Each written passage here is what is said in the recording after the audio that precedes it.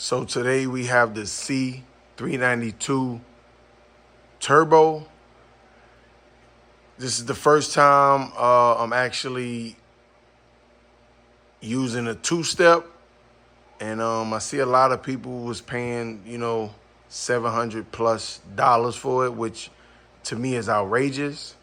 So I came up with the new BMS two-step for Dodge, and I'm gonna actually show y'all exactly how it works.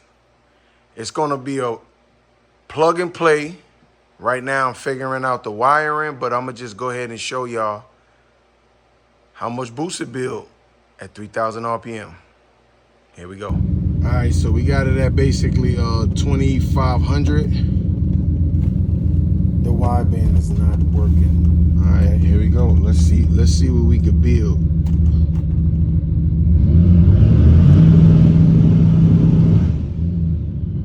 You hear the turbo? Hold on, let me roll down the window.